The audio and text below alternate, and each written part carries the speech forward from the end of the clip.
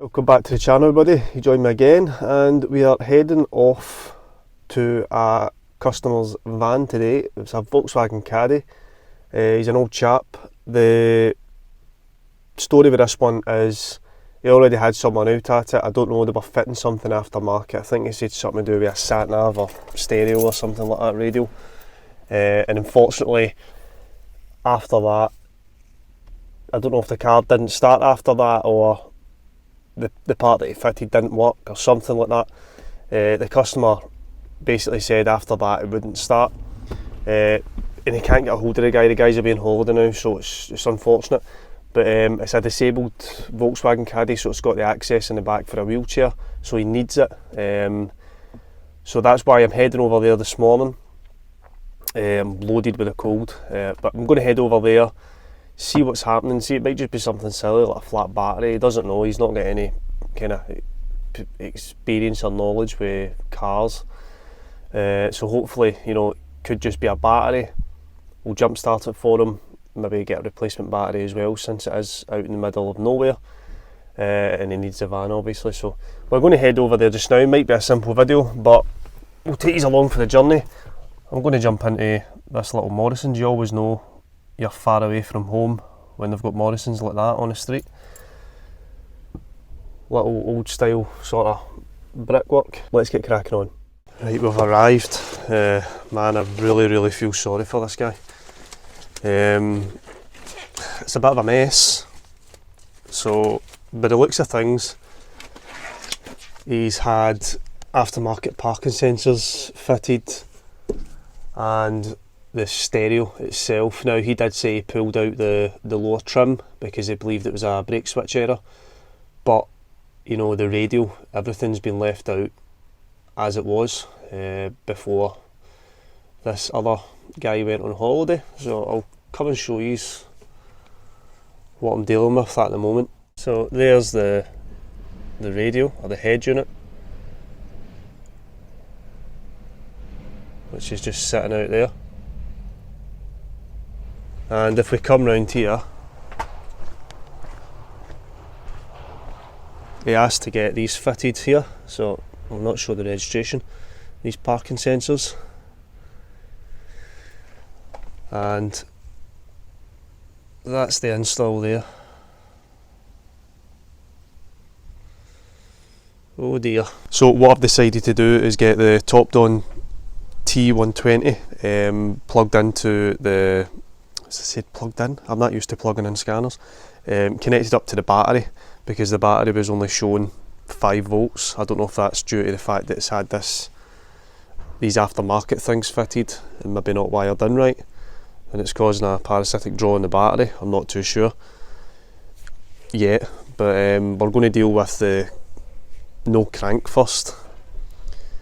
My guessing is maybe they've been messing about with fuses and they've left a fuse out, but you know, I'm just speculating now.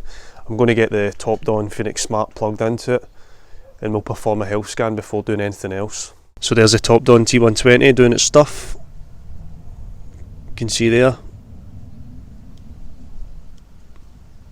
We've literally just plugged that in.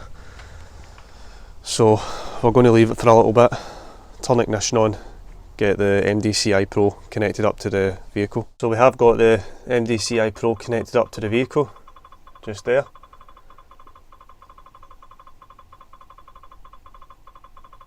Now, with things like these, I'll never ever know the full story, so I'm not going to be too judgmental. But as far as install work, I would never ever leave something like that. So we're going to go into scan.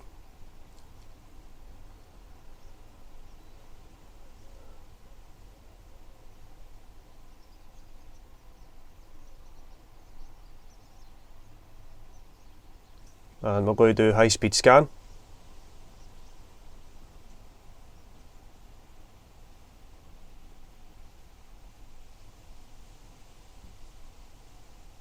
So as you can see, it's done fairly quickly, which is what we need.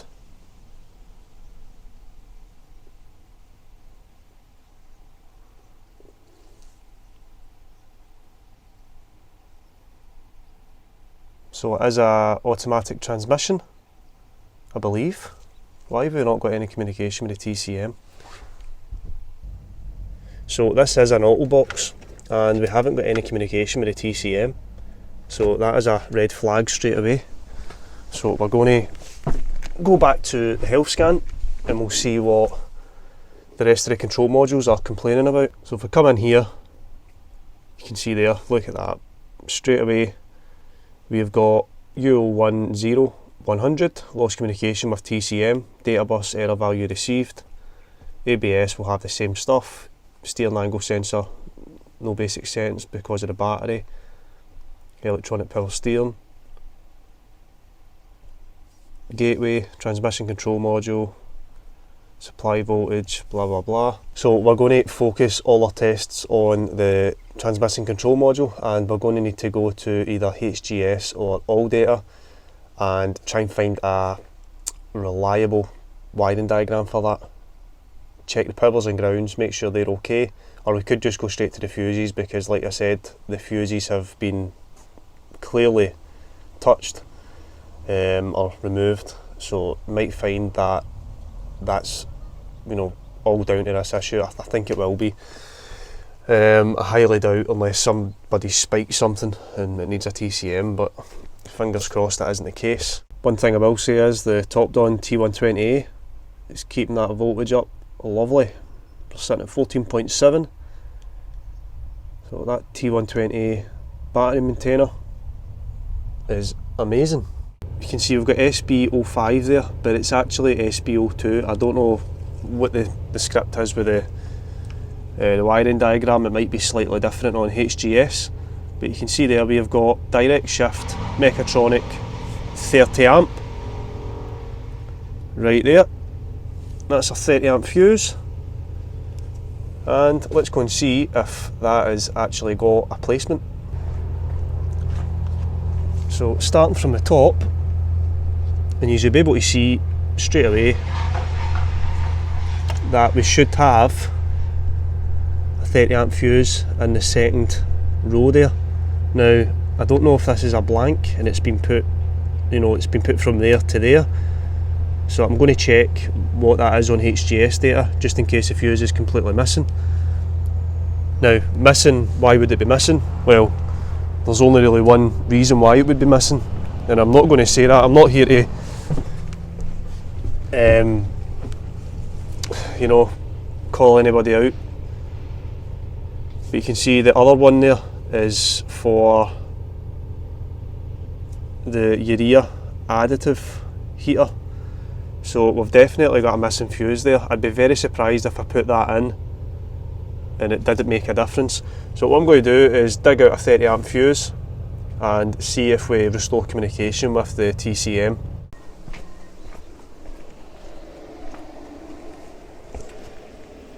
So let's put it in there. Well, saying that, there's nothing even in the, so I don't know what's going on here. This might not make a difference, but we'll see. Right, so I'm going to try and connect to the TCM. Now I haven't tried this, so I don't know if it's going to work. It might be, you know, that the fuse diagram on HGS is slightly different for this fan. I've had that before, so it might not be down to a missing fuse, but we're going to try it anyway. So click enter, and I don't think we're going to have communication because it's taking quite a while still. So we still haven't got communication. So is it just that there's a different fuse layout for this van? It might be. See, we've got two fuses there. Why would there be two fuses missing?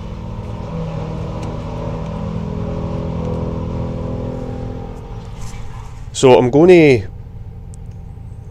double check the other fuse, so I'll show you.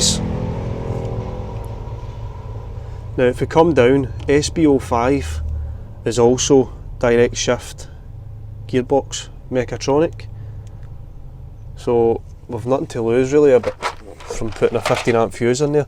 I don't know if it had one, but let's give it a try. I could be totally wrong here, but we're going to give it a bash anyway, because I do think there should be a fuse in there.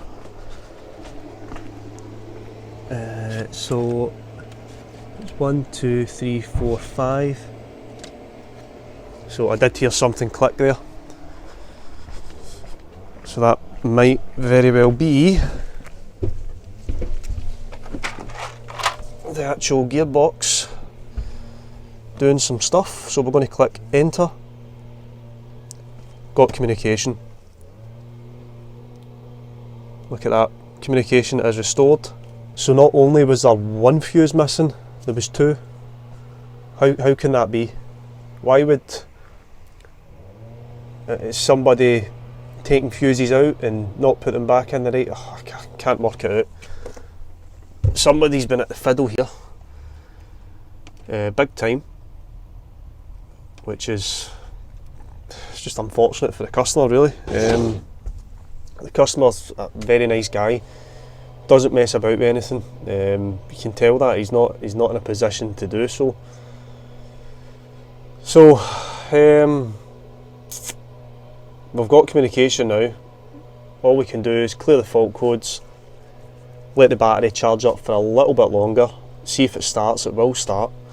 Obviously it's not going to fire up without communication with the automatic gearbox. That's just, you know, a no-brainer. Yeah, so we'll clear all the fault codes. It's a bit of a mystery, this one. I think when they've been getting the parking stuff and all that fitted, I think they took out fuses and put them in the wrong place, or just took them out and not put them back in. Well, clearly that's what's happened. But yeah, let's clear these fault codes, guys. Now, while this is doing its thing, clearing, I'm going to pause it for now because they're still, you know, they're still doing stuff over there, which is creating a lot of noise through the mic. So I'm going to let that run through system clear, and I'll come back to you when we're going to start it. So we've got the jump pack on it, and we're going to go for it. And she's a runner. As you can see there. So there we have it. We've basically diagnosed it down to 2 missing fuses. Why was there 2 missing fuses? I don't know. Was there even another guy before this at the van? I don't know. Maybe there's, you never know, maybe it's a customer. I don't know. You never get the full story, but it doesn't matter anyway. We've got the van running. That's the main thing. You can use it. We will need to do a couple of basic settings for the steering angle.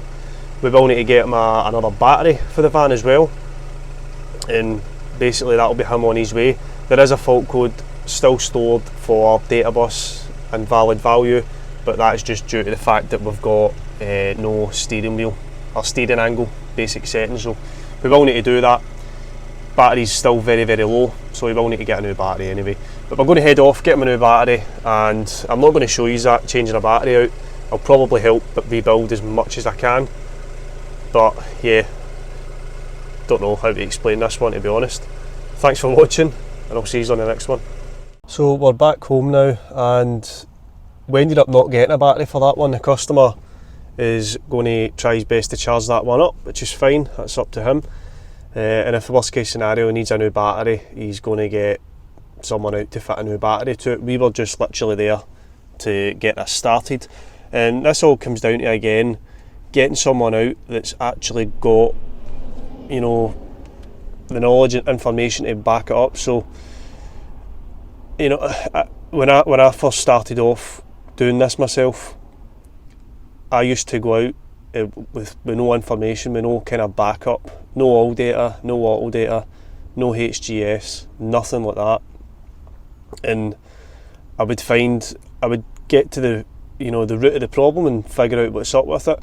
But it would take me, you know, a lot longer than what it would have done if I just basically subscribed to the relevant sort of platforms to actually get the information. So, and that's what reflects in the kind of price you're paying as well. I mean, I'm not cheap to come out, and I know that, but you know, when I come out and look at your car for an electrical fault, 99% of the time I'm going to have the wiring diagrams there. I'm going to have the the fuse layouts, I'm going to have the technical information, and I'm going to have the ability to actually diagnose what's causing the fault and get down to the root cause of it. But just with jobs like that, just kind of makes you sick. Now, I don't know the full story, I'll never know the full story, I don't really care, to be honest. The main thing is it's back up and running. The customer didn't understand why his battery was flat, because it hadn't been sitting for that long. So I've disconnected the radio in the parking, the Dolphin kit or whatever it's fitted, I'm not too sure, but it's fitted. I've disconnected that at the moment because I think that's causing a parasitic draw, and we're going to look into getting back out and kind of fixing those kind of problems for them. But it's just unfortunate, but it is what it is. Now I'm going to get some lunch. You can see there I've got a Greggs. I'm going to get some lunch and we're going to head off to another one, which is a Skoda Superb with an engine management light on, and we're going to try and diagnose that one for the customer today, and then we're going to call that a day.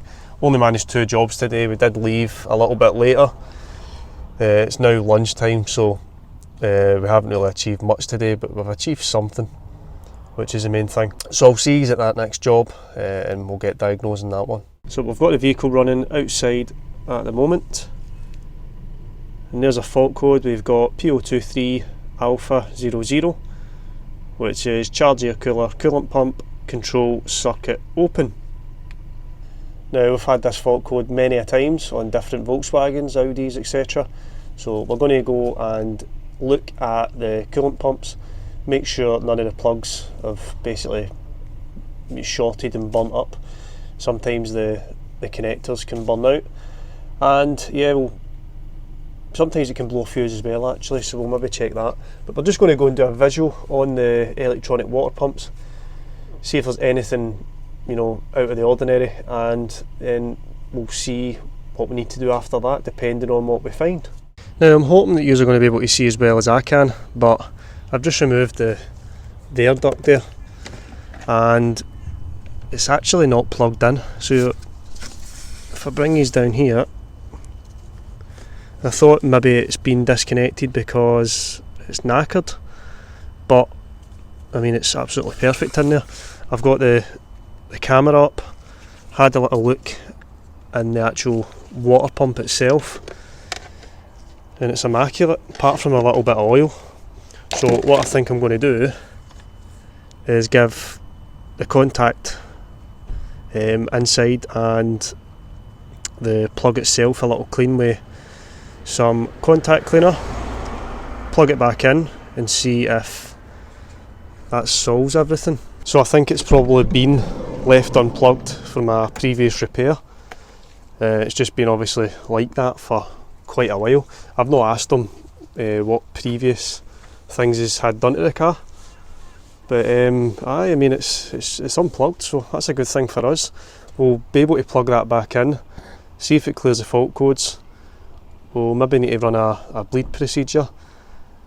That might be it, you never know. So let's give that a bash. I'm going to go and plug that in off camera, put the air duct back on, and I'll come back to you to see if that clears the fault code. So we're in ECM just now, going to go into read DTCs, and we've got P023A, which is now passive, so I'd say that's good. We're going to leave it running for another 10 minutes, make sure no other fault codes come back up, and try and figure out why it was left unplugged. Now let me know in the comments if you guys think that's been left unplugged from a previous repair, or if it's just came loose. The plug itself went back on fine, the locking tabs there, so it's all locked in place. So I don't expect the plug to be faulty, causing it to come loose, or vibration playing a part. That's just my opinion. And the loom itself, the loom isn't tight, so it's not as if there's a lot of strain on it and it's able to kind of push it back off the pump or pull it back off the pump. So yeah, a bit of I know parts required fix anyway, which is always good. So I'm going to leave that one here, guys. If you can, remember, click that like, share and subscribe button, and I'll catch you on the next one. Thank you.